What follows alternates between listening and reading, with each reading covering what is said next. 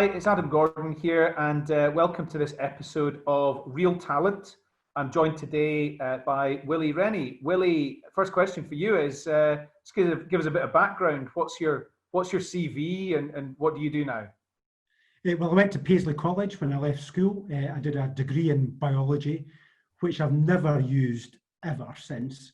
It's probably more useful in this pandemic than I ever thought, with some scientific underpinning. But my first job was in Cornwall. I worked for the Liberal Democrats down there and was the agent, kind of the backroom boy, trying to win elections. And we went from 1 MP to 7 in the space of 7 years, and electing various MEPs and councillors, taking over councils. And then I came back up and became chief executive of the Scottish Party during the '99 elections, helped form the coalition, some of the background work on that. And then I managed to escape for a few years and get into the real world, which was a great, actually got a bit of a rest, to be honest, and managed to do some other work and got more breadth in terms of skills. And then I got elected in a by-election in 2006 in Dunfermline. He kept me for 4 years. And then I came into the Scottish Parliament and immediately became leader. And I've covered a variety of different roles in that time, including the independence referendum, the Brexit referendum, and various elections in between. And here I am as the MSP for North East 5. It's been an incredible time to be living in politics, I'm guessing. But let's talk about talent. So what are the characteristics which appeal to you most when you're interviewing people to come and work with you? Attitude, first and foremost. I mean, we're dealing with the public, and I want people who've got the right attitude, that they can listen to people and they can reflect on that and give good, solid advice back, clear advice. You need to be good at communications, but they need to be, first and foremost, have a good attitude. I want them to work hard, but I don't want them to kill themselves. So, I'm wanting people who are can-do, who are determined to try and fix things rather than necessarily put up barriers. And I want them to be honest with me about whether they're working too hard or whether there's a problem or if I'm a problem. So it is about attitude. People can learn the skills and they can pick those up. We can put them on training courses, but if they've not got the right attitude, then they won't go very far in this role. Now, that'll be different from different jobs, but and you do need to have a certain level of technical knowledge and ability, but attitude first and foremost. I think in the corporate world, we don't focus on attitude enough, and we really focus on somebody's previous experience and try and put like star-shaped holes into pegs into star-shaped holes, and attitude gets overlooked. So that's very interesting. Once you've identified somebody with great potential, what can you do to help them flourish? What do you do, or what have you done? I mean, a lot of it is confidence. Sometimes people are not aware of how good they are, and you actually do need to just take them aside, not through the performance appraisal process, that's too formal. It's about, taking them to one side and saying, look, I was really impressed with that bit of work, and why don't you try this next time in addition? So just some quiet nurturing, and giving them praise when at the time. It's really important that people understand when they've done a good job and how you appreciate it. Because sometimes when you're busy running around doing your job, you don't really think how other people are thinking, and therefore taking the time out to tell them how brilliant it was, and then giving them praise in public as well is really important. So building people's confidence up, because a lot of people's confidence is not the highest. So therefore doing that, but also just recognizing when they've done something well, but also then giving them advice about how they can do even more. Getting them alongside people who are experienced. So sending them off on training courses, yes, but getting them to work with individuals who've been there and done it and seen and prepared to give a bit of their time is important too.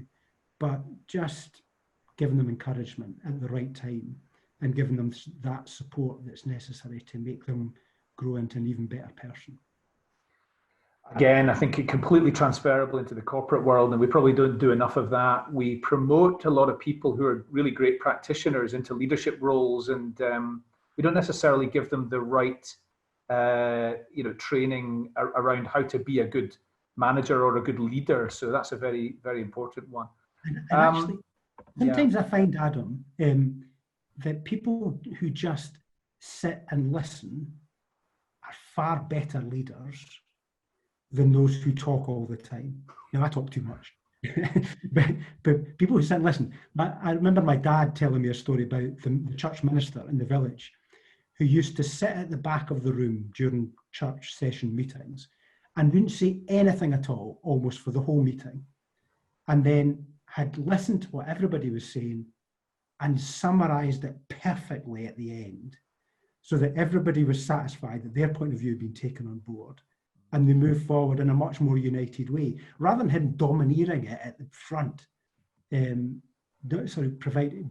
dominant at the front, they can listen very carefully.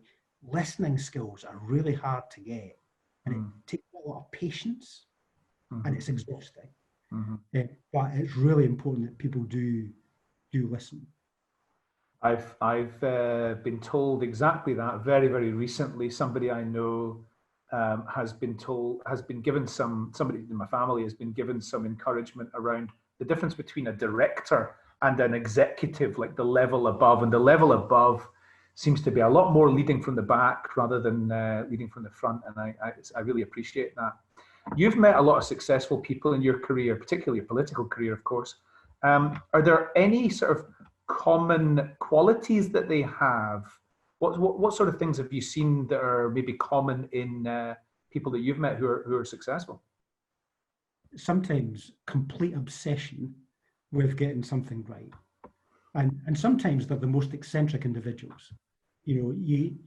I'm not going to name them, but some of the people I've met who are amazingly successful, and it's through sheer hard grit. They've been working really hard for a long time and are obsessed with something. And sometimes they take you down rabbit holes and you think, how on earth did you get anywhere? Because you're way down this rabbit hole. But actually it's because of their sheer focus and determination to win that they've managed to, put aside all those sometimes social differences and social difficulties. So there's a bit of that. Other people just make you feel special. They actually sit down and listen very carefully, just the things I've been talking about. So some of them are very good people managers who bring the best out of you. So it takes all sorts. But those are the two dominant kind of characteristics that I've found where, I like to try and pick up a bit of, the best behaviours from some of these people. And I am a bit obsessed. Try to listen, but actually listening and watching people, listening to and watching people is really important to try and improve your own behaviours as well. Two distinct things there, but I can see how they're both very well linked. My last question is, looking back, so before you went to Cornwall, what would you advise to a young Willie, an 18-year-old Willie? What would I advise? I think don't rush at things. Patience. Not every problem needs to be solved today. Sometimes problems just resolve themselves. And by forcing the pace on something, it actually makes it worse. Yeah. So knowing the time to strike, to solve something, to get people together to resolve the dispute is really critical. Patience. Now, that doesn't mean laziness. No. Because you have to work really hard at being patient but getting everything ready and lined up. But just patience. Yeah. Really something that I think I've developed quite a bit of over the time, and because I always felt I had to really almost work incredibly hard all the time. And I'd still do work incredibly hard all the time. Yeah. But what I do is different now from what I did then, so patience. Yeah. I think you're probably right. I think ambitious people lack that at the beginning of their career. And I think that some of them don't get to a point that you've got to where you've developed it. But that's a very, very interesting insight. Willie, thanks so much for your time. It's been really great to talk to you, and very unusual for me to talk to somebody in politics, and great to hear some of the parallels as well. So yeah, big thanks for coming and joining me today. No, thank you. Thank you for the opportunity. Thanks, Willie.